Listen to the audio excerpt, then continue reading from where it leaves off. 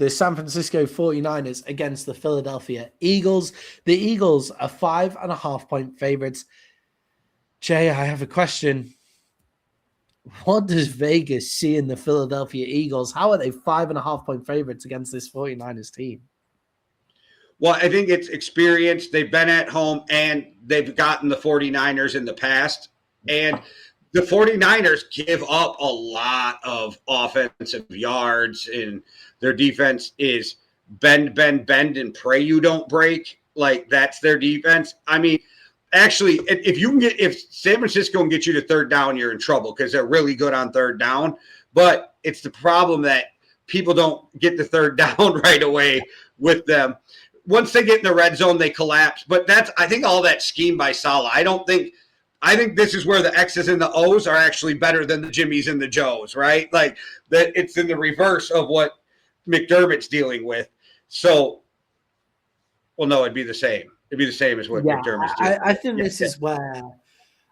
this is where you see why Robert Saleh is in the head coaching position after only 1 year away from head coaching with the New York Jets, right? Like, it's only been 1 year away, and he's immediately called back because of how much of a difference he's made for the San Francisco 49ers.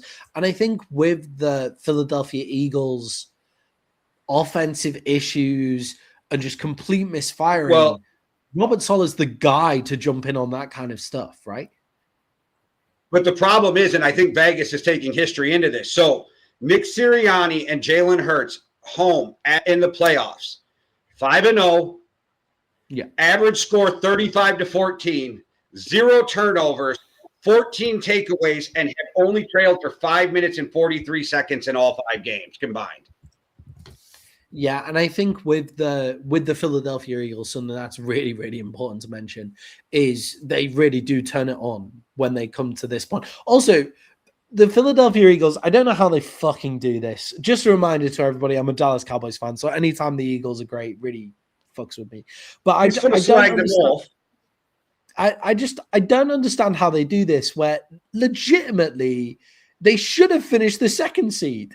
Like, with the Bears losing against the Lions and them going up against the Commanders, they should have somehow finished the second seed in the NFC. And I don't really get how they do that, because it comes down to they don't necessarily play the best football, but they play the best winning football to get them to this point. And then as soon as they hit the playoffs, they did last year, as soon as they hit the playoffs, they look great. So I am worried about the Philadelphia Eagles. I think that Vegas are maybe overcooking the Eagles a little bit on past pretenses, but I don't think it's so out of whack as what the mainline football media have been saying. And I think that does come down to the fact that the 49ers defense is not great. Jay, can the San Francisco 49ers outscore the Philadelphia Eagles? The Philadelphia Eagles defense has been pretty solid, but does the Christian McCaffrey effect take over?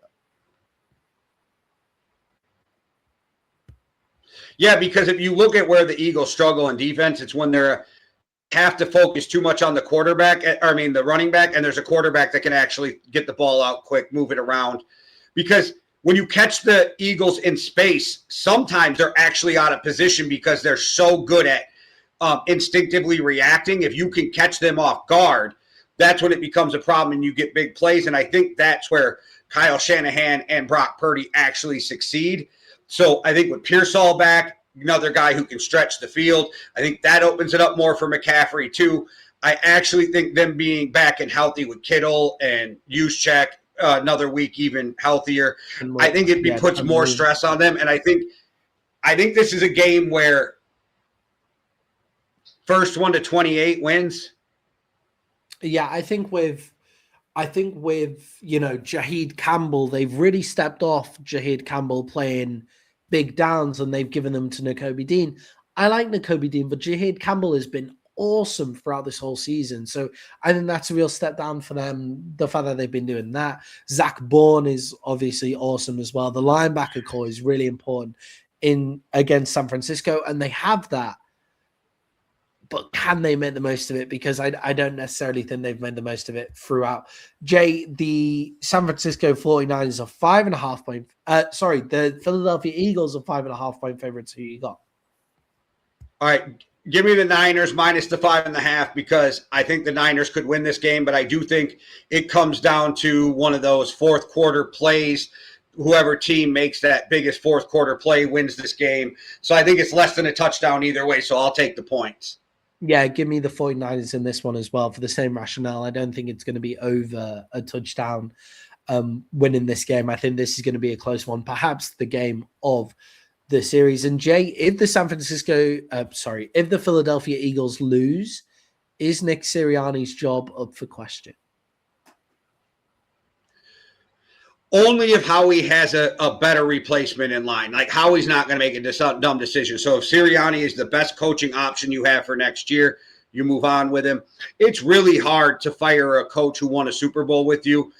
Got you to two really early too. You almost give them too much rope. So wouldn't be shocked if they keep Sirianni. If they lose again and decide to make a change, this is the first time where I'm behind it over the last few years because I'm like, something really weird just does not feel right with that team anymore.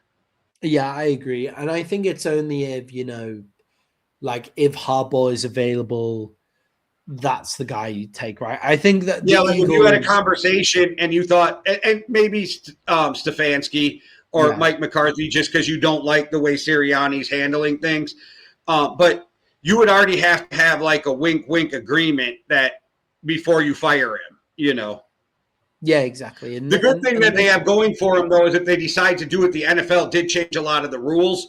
So teams who do decide to fire their coaches in the playoffs have more of a chance. And they set it up so that coaches weren't being interviewed through the whole playoffs and screwing up a team's playoff run.